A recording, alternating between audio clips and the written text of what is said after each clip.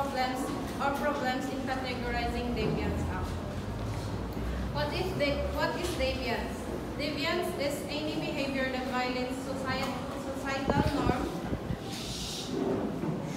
whether formal or informal.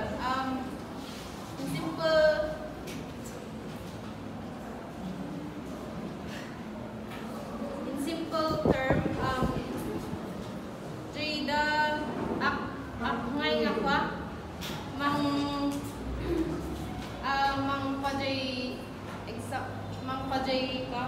example jayak mamadmadi, I mean, yeah. So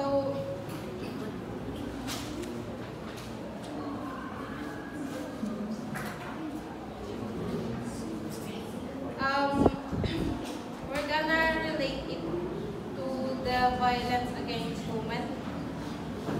Violence against women is preventable. It means that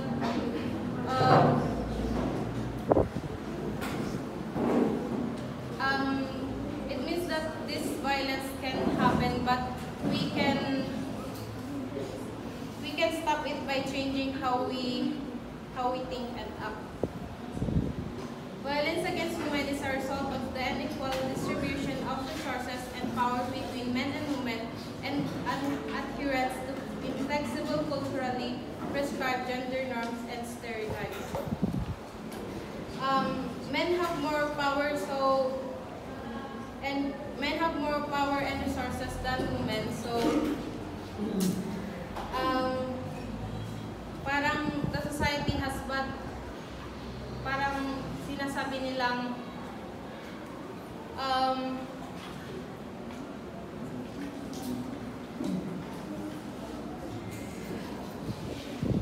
parang sinasabi nilang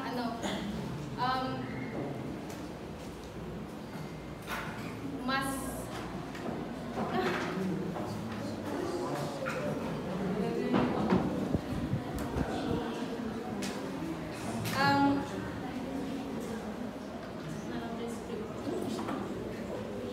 and society has bad ideas about what men and women should be like. This make violence more likely to happen. Violence against women is a set of learned behaviors. This means that we learn to be violent by watching others and seeing how society treats men and women. We can also learn to be kind and respectful. So these are the violence that women are experiencing: physical violence, direct physical harm, or assault, sexual violence, rape, sexual assault or harassment, and harassment. Psychological violence is emotional abuse, control, and intimidation. Economic violence is financial control and abuse.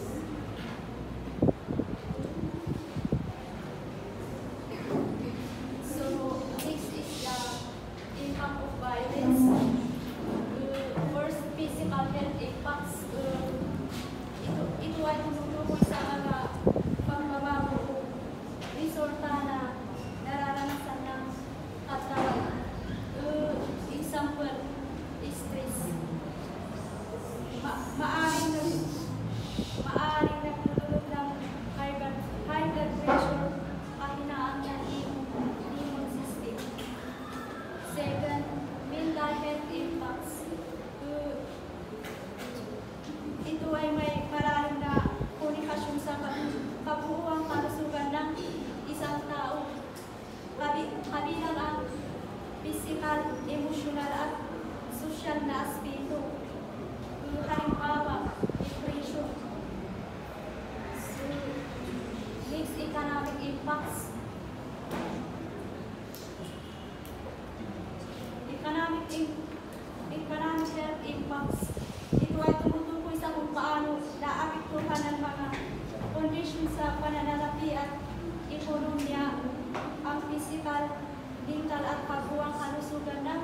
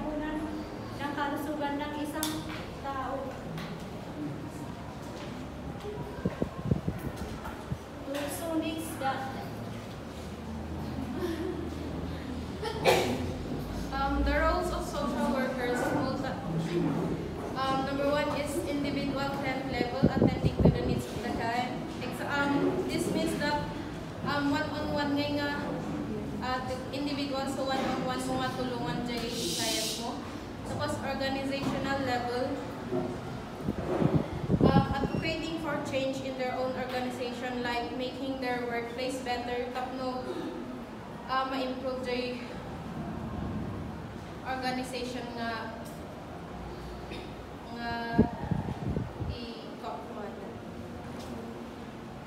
societal level, advocating for change at a government and policy level. This it's like changing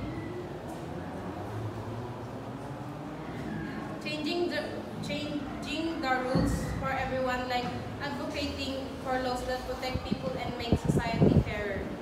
Personal level is ensuring that their practice is ethical, attending to factors of discrimination, and not reproducing inequitable gender norms. Being fair and respectful, they make sure their work doesn't treat anyone unfairly because of their race, gender, or anything else.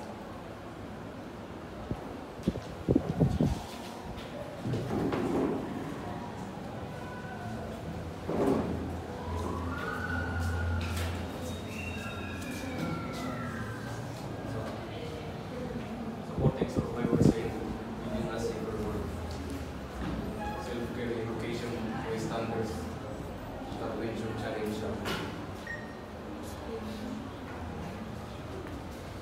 No need to explain because you read, you will understand.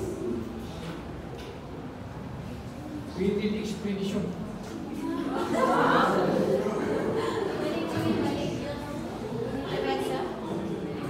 Backward.